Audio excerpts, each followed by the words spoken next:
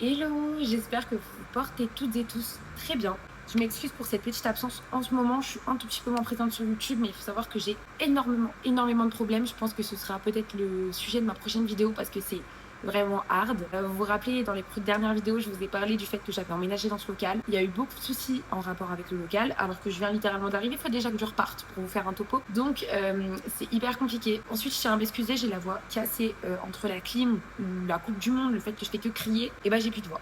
Voilà, donc déjà, je voulais m'excuser par rapport à ça. Comme vous le savez, je vous ai fait la première partie sur tous les avantages d'être à son compte. Et du coup, je vous ai dit que j'allais vous faire une deuxième partie sur tous les points négatifs et les aspects à savoir si tu as envie de te lancer à ton compte. Parce qu'il y a beaucoup de gens qui idéalisent le fait d'être à son compte, c'est trop bien, tu fais tes horaires, tu fais ce que tu veux, tu pars en vacances quand tu veux. Mais la réalité, elle est un petit peu plus compliquée que ça.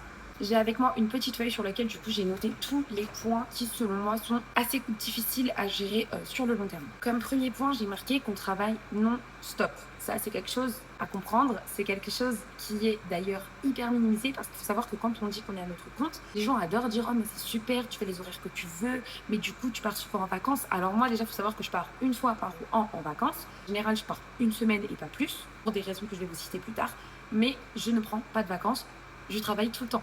Et quand je dis travailler tout le temps, outre le fait que je travaille 5 jours semaine, ce qui est déjà très bien, je trouve, je viens de stopper la clim parce que je crois qu'on l'entendait un petit peu trop en fond. Là, je pense que vous m'entendrez un petit peu mieux. Du coup, je reprends ce que je vous disais, c'est qu'en gros, lorsque tu es indépendant, tu passes ton temps à répondre aux clients, ton temps entier. C'est-à-dire que lorsque tu rentres chez toi, il y a tout le temps des clients qui te font t'envoyer des messages. Tu as tout le temps la gestion de choses à faire. Tu es constamment en train de travailler. Et ça, je peux vous assurer que c'est pas anodin parce que c'est un réel truc. Moi, je ne sais pas m'arrêter. Dites-vous que quand je vais en vacances, je dois me forcer à ne pas répondre à mes clientes. Je mets souvent des messages dans mes stories en disant les filles, je vais essayer de pas répondre. Je suis en vacances. J'essaye de faire une pause en fait. Parce que quand tu es en vacances et que tu es employé, évidemment, ton patron ne va pas t'envoyer un message pour te dire mon gars, t'as oublié de gérer ça. Non, parce que tu es en vacances. Mais quand tu es indépendant et que tu es en vacances, tes clients peuvent t'appeler.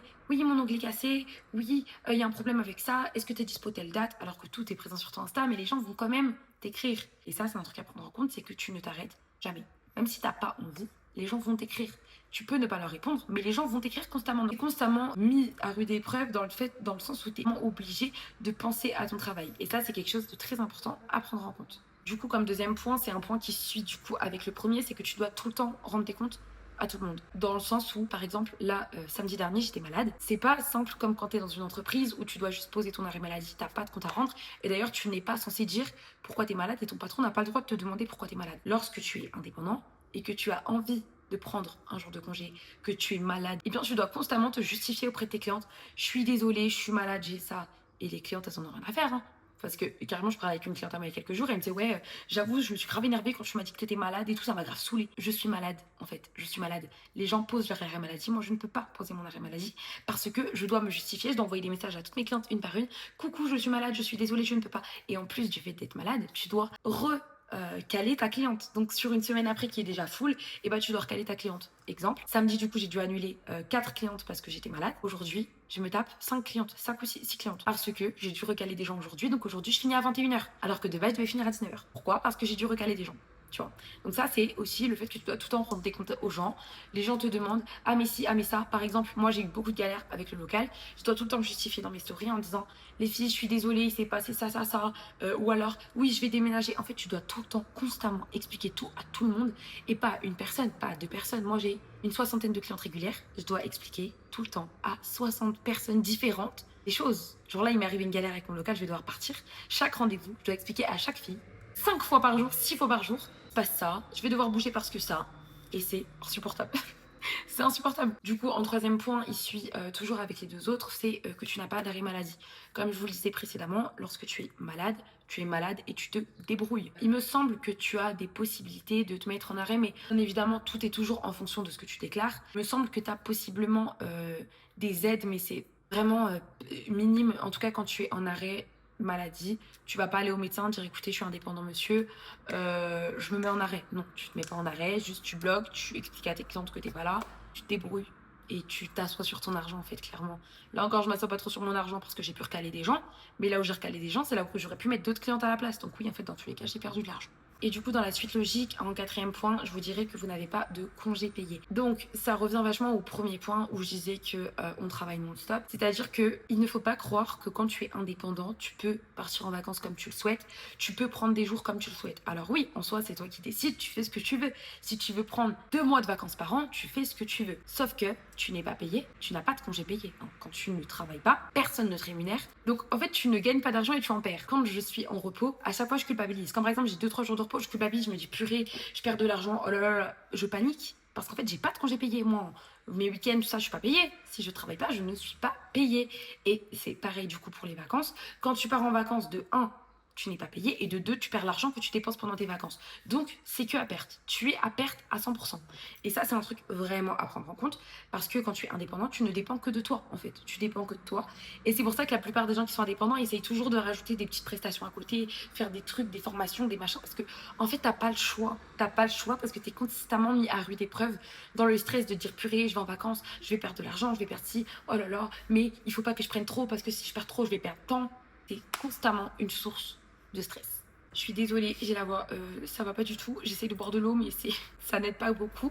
Mais du coup, on va passer directement au 5e point qui est les périodes creuses. Lorsque tu es indépendant, tu auras obligatoirement des périodes creuses. Mis à part si tu habites au plein centre de Paris et que tu as pignon sur rue avec une grande vitrine, tu auras forcément des périodes creuses. Et ça arrive pour tout le monde, que tu sois doué, pas doué, que tu aies un fichier client comme as. Dans tous les cas, t'auras des périodes creuses. Pourquoi? Parce que il y a des périodes où les gens ont moins d'argent. Donc déjà, avant Noël, les gens ont moins d'argent. Donc tout ce qui est novembre, etc. Les gens savent qu'il y a les fêtes qui arrivent, donc ils ont moins d'argent. Et après les fêtes. Donc déjà, janvier, février, mars, en général, c'est assez creux. Je vous dis pas que vous n'aurez pas de clientes, je dis juste que c'est des périodes qui sont beaucoup plus creuses que les autres du coup. Donc par exemple, si en été, tu arrives à te faire un chiffre d'affaires de 4000, et bah faut savoir qu'en hiver, tu vas te faire un chiffre de 1500, 2000. Donc tu es 2 fois moins, tu gagnes 2 fois moins. Et encore une fois, quand je dis chiffre d'affaires, c'est chiffre d'affaires. C'est hors charge, d'accord? Donc quand je dis 4000, vous dites pas, oh, non, c'est hors charge. Donc je tiens à le préciser, c'est très important. Ce n'est pas ce qu'il y a dans ta poche. Parce que des fois, je dis mon chiffre d'affaires, les gens ils sont là, oh, non. Non, c'est chiffre d'affaires, c'est pas ce qu'il y a dans ma poche, c'est pas ce que j'ai directement dans mon compte à la fin du mois, pas du tout, loin de là d'ailleurs, parce qu'il faut déduire toutes les charges. Bref, c'était pas le sujet, mais tout ça pour dire que lorsque tu as des périodes creuses, il faut que tu les anticipes, il faut que tu pars du principe que, ok, là, cette période, ça va être chaud, il va falloir que je mette tant de côté pour anticiper en fait, donc c'est pas évident à gérer. Un 6e point, c'est un point aussi pareil qu'on néglige trop, enfin qu'on oublie trop, c'est que quand tu es indépendant, tu dois tout gérer, d'accord?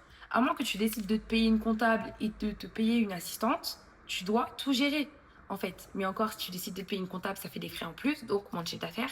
Mais du coup, tu dois absolument tout gérer toute seule. Que ce soit ta comptabilité, que ce soit ta paperasse, que ce soit la gestion des stocks, que ce soit les prises de rendez-vous, que ce soit les clients, que ce soit ton planning, etc. Tu es comptable, tu es RH, enfin bref, tu as une multitude de choses à gérer quand tu es indépendant. Et c'est pour ça d'ailleurs que ça m'énerve beaucoup quand les gens minimisent les indépendants et disent ah t'es PO, hein. En mode tu sais tu n'es pas hyper bien vu aux yeux de la société parce que je suis prothésiste ongulaire, donc c'est vrai que c'est pas comme si j'étais comptable, mais concrètement ouais, je dois faire 10 métiers en même temps en fait.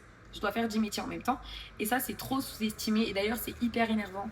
Quand des gens me disent ah, tu fais des ongles? Ah, je fais pas juste les ongles, d'accord? J'ai une multitude de choses à gérer et je gère toute seule mon business. Mon argent, il rentre tout seul. Il y a personne qui est au-dessus de moi, personne qui me fait mes fiches de paye. C'est moi qui dois tout faire.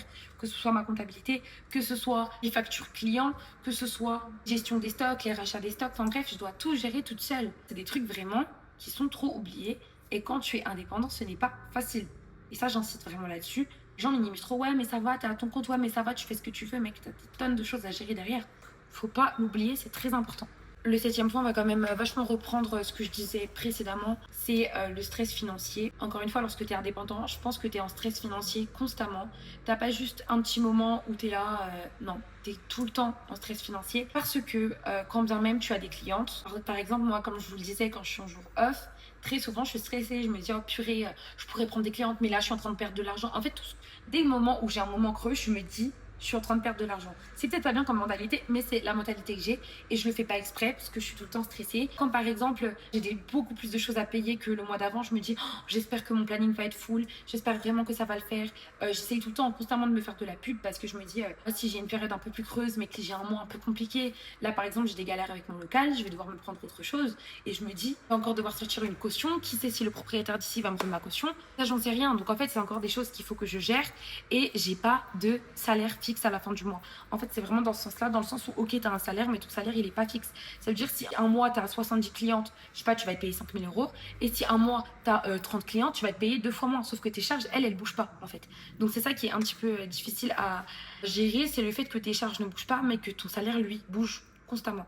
Et du coup, en 8e point, je vais vous parler des charges, quelque chose de très important. Donc, il y a beaucoup de charges quand tu es indépendant. Il n'y a pas juste ton loyer à payer, parce que j'entends beaucoup de filles qui disent oui, non, mais ça va, elle n'a pas de local. Alors, bon, moi j'ai un local pour le coup, mais pour les gens qui n'ont pas de locaux, moi avant j'avais pas de local, je t'assure que tu as quand même des tonnes de choses à payer. Que ce soit l'URSSAF, que ce soit les impôts, que ce soit ton matériel, parce que le matériel ça coûte une blinde. Et en fonction des prix de la personne, déjà tu peux savoir si elle utilise du matériel de qualité ou pas.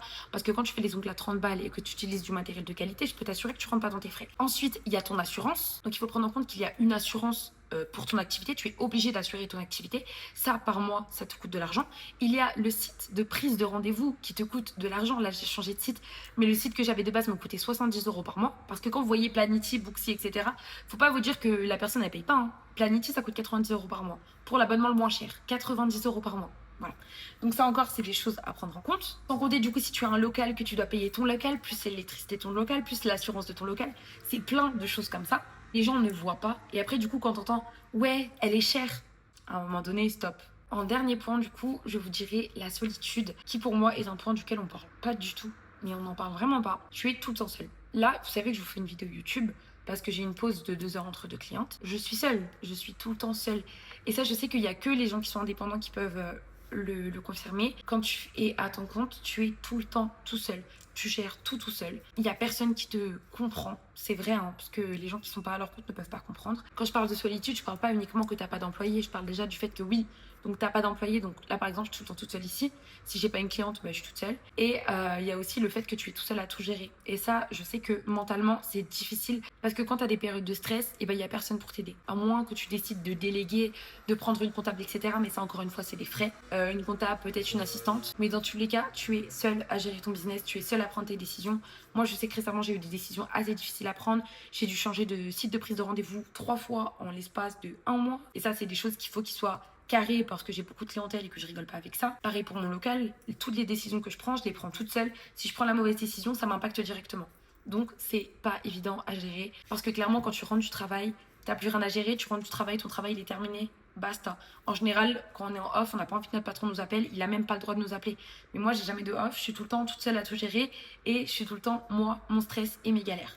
Donc voilà, ça c'est quelque chose de très important à prendre en compte. Après, évidemment, il y a beaucoup d'aspects positifs à être indépendant. D'ailleurs, je vous ai fait une vidéo que je vous invite à aller voir. Il me semble que c'est l'avant-dernière vidéo que j'ai faite en vous nommant tous les points positifs du fait d'être indépendant. Donc il y en a quand même, évidemment.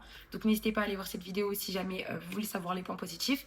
Mais il faut savoir que c'est pas tout beau, tout rose et c'est même jamais tout beau, tout rose. Moi, j'ai constamment des galères et je survis parce que j'aime mon métier, parce que j'aime ce que je fais, mais ce n'est pas évident. Donc j'espère que cette vidéo vous aura plu. Si c'est le cas, n'hésitez pas à la liker et vous abonner pour m'encourager. De mon côté, je vous fais de gros bisous et je vous dis à la prochaine. Ciao!